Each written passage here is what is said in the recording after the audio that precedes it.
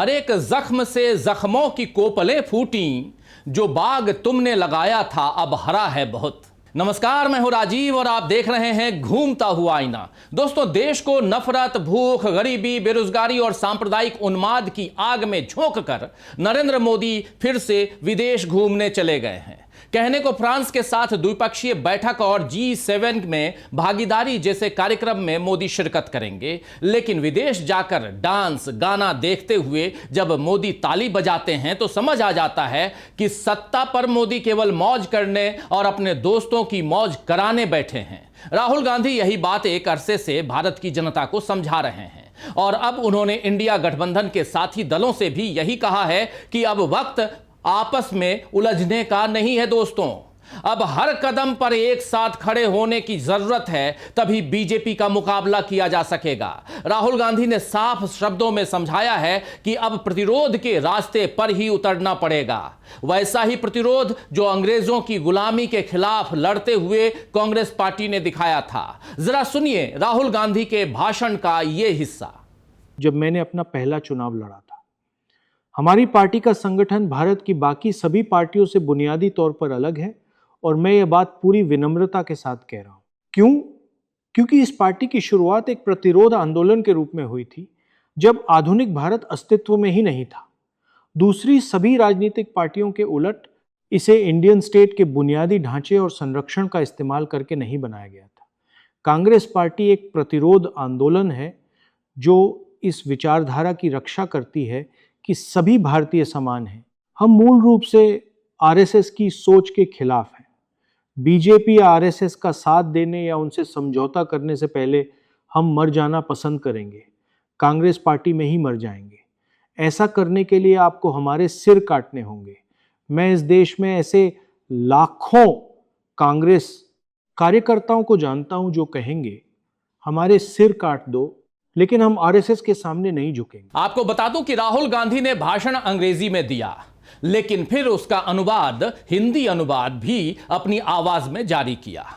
अपने भाषण के साथ राहुल गांधी ने लिखा कि जब भारत की सोच देश की आत्मा पर संकट हो, जब संस्थाओं पर कब्जा हो, जब जनता की आवाज दबाई जाए, तब सिर्फ एकता के साथ प्रतिरोध काम आता है। मैं फिर से कह रहा हूं, 2024 का चुनाव हम हारे नहीं थे और 2029 का चुनाव हम जीत चुके हैं। हम एकजुट रहेंगे, जन जन को संगठित करेंगे और प्रतिरोध की ताकत से बीजेपी और उसके भारत के संस्थानों पर कब्जे को हराएंगे। दोस्तों, आप जानते हैं कि भारत की आत्मा को कुचलते हुए अंग्रेजों ने जिस तरह अपना शासन कायम किया था, आज भारतीय जनता पार्टी वही काम कर रही है। लोकतंत्र की भावना, संविधान का सम्मान, भारतीय संस्कृति और परंपरा, ये सारे शब्द केवल मोदी के भाषणों का हिस्सा बनकर रह गए हैं। जमीन पर वो कहीं नजर नहीं आते।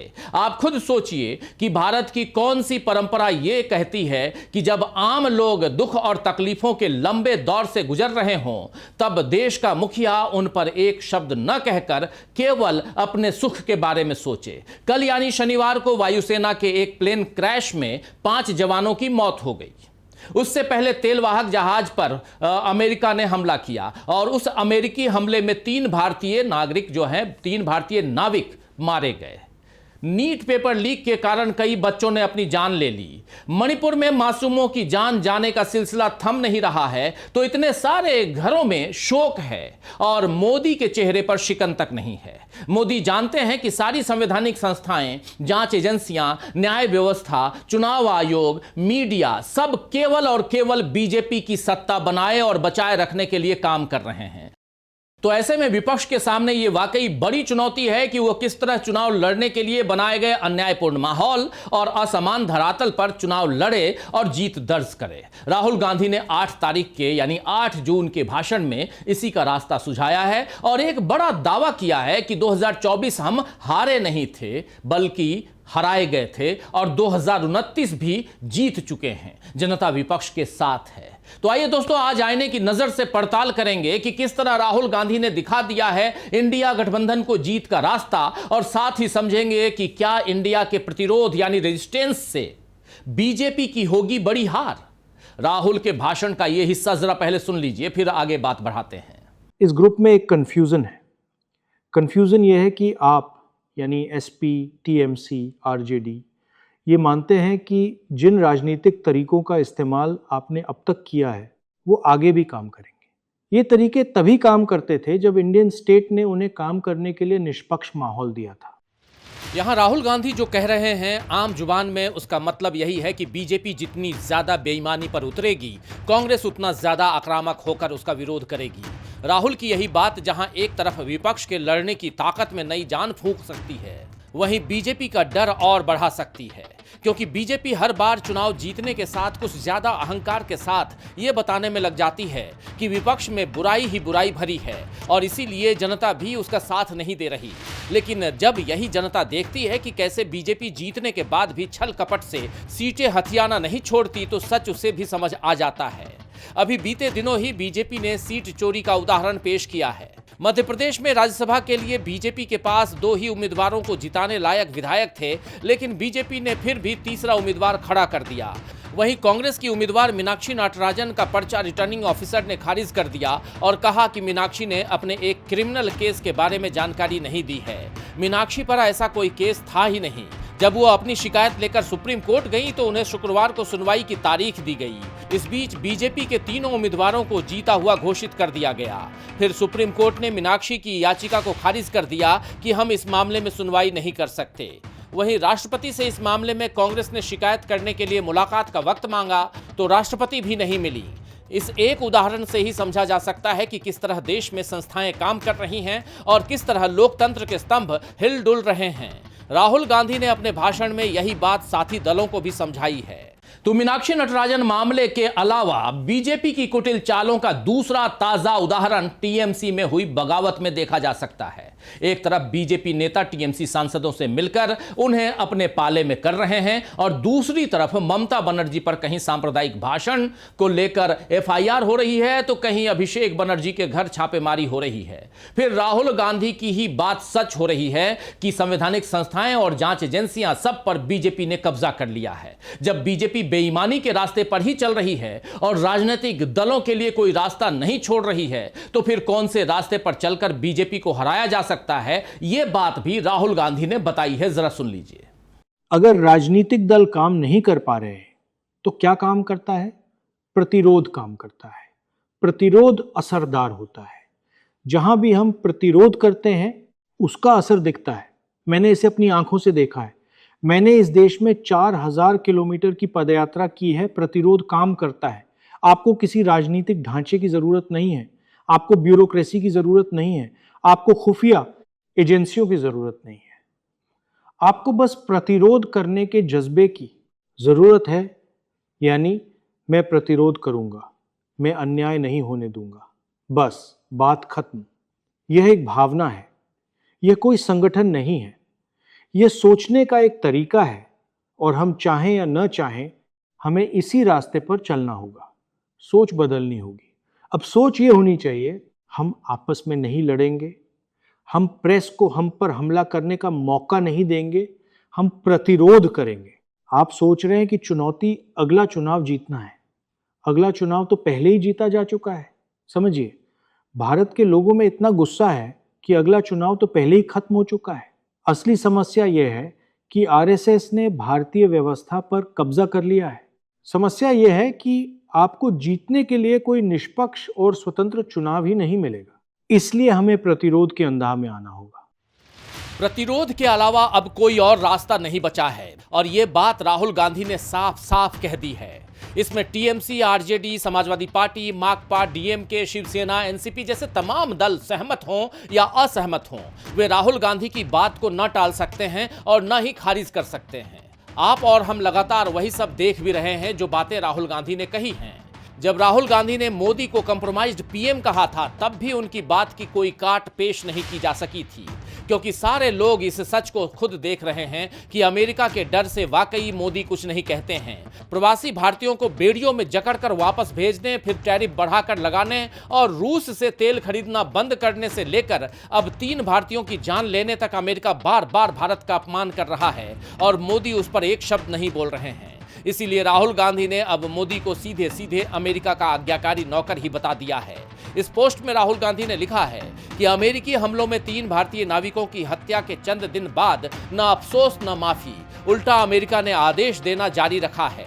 उनके शब्द पढ़िए, अमेरिकी सेना के आदेश तुरंत माने, कोई उल्लंघन बर्दाश्त नहीं किया जाएगा।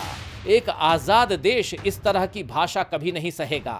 लेकिन हमारे कॉम्प्रोमाइज्ड पीएम चुप, एक आज्ञाकारी नौकर की तरह सुनते हैं और आदेश मान लेते हैं। कॉम्प्रोमाइज्ड पीएम देश के सम्मान की रक्षा नहीं करेगा, क्योंकि जो देश का अपमान करते हैं वो उन्हीं के वश में हैं।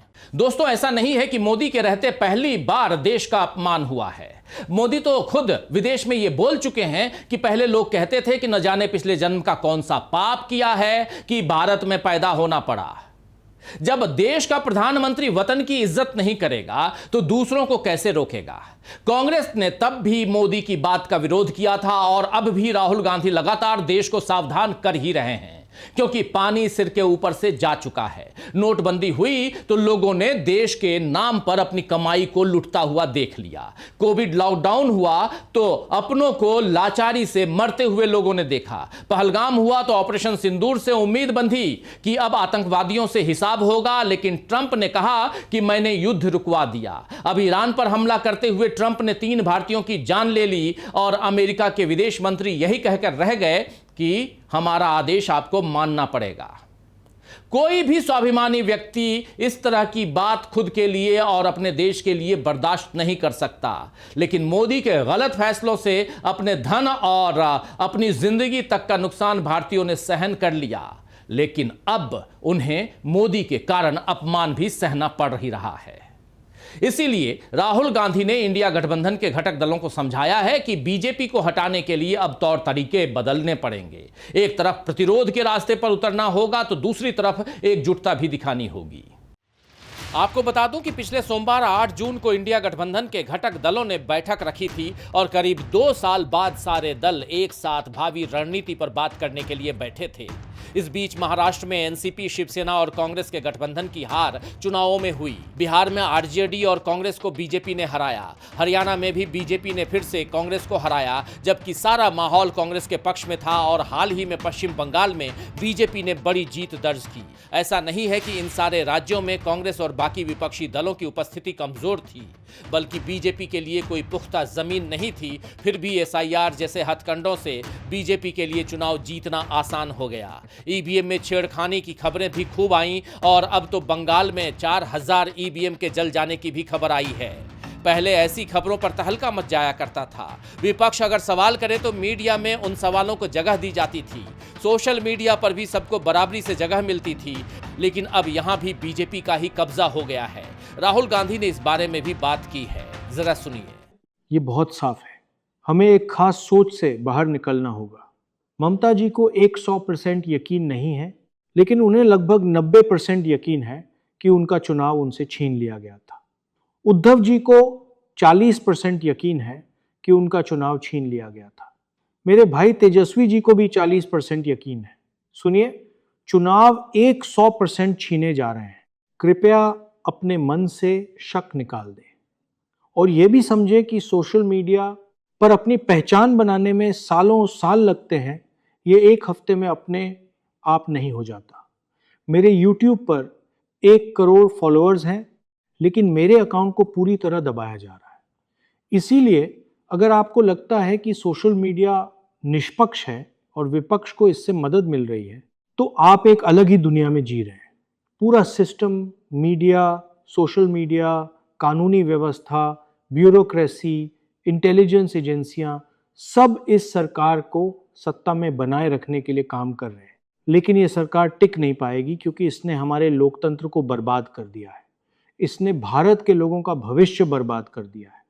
ईरान में जो हुआ है, उसके बाद अब जो होने वाला है, उसे रोका नहीं जा सकेगा। तो राहुल गांधी ने साफ कह दिया है कि बीजेपी ने भारत का लोकतंत्र बर्बाद किया है, इस देश के लोगों का भविष्य बर्बाद किया है, तो अब उसे जाना ही होगा। राहुल का साफ कहना है, राहुल का साफ मानना है कि संगठित रहेंगे तो खड़े रहेंगे, बट गए तो गिरा दिए जाएंगे। उन्होंने गठबंधन के साथियों को आगाह किया कि अगर मुख्य प्रतिद्वंदी भाजपा की चुनौती का सामना करना है तो आपसी खींचतान बंद कर साथ मिलकर करना होगा, काम करना होगा। और ध्यान दीजिए कि राहुल गांधी केवल खोखली बातें नहीं कर रहे हैं, वो धरातल पर उसे उतार भी रहे हैं। इसीलिए पश्चिम बंगाल चुनाव के नतीजों के बाद उन्होंने ममता बनर्जी और अभिषेक बनर्जी से बात की, जबकि वहां टीएमसी और कांग्रेस का मुकाबला था।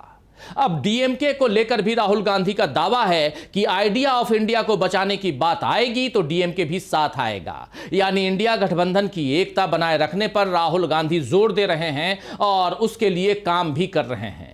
इससे एक बात और जाहिर हो रही है, या हो गई है कह सकते हैं, कि 2024 के मुकाबले राहुल गांधी बहुत ज्यादा मजबूत नेता के तौर पर स्थापित हो चुके हैं। और जब वो कह रहे हैं कि बीजेपी को प्रतिरोध से, रेजिस्टेंस से हराया जा सकता है, तो लोग अब उनकी बात मान भी रहे हैं।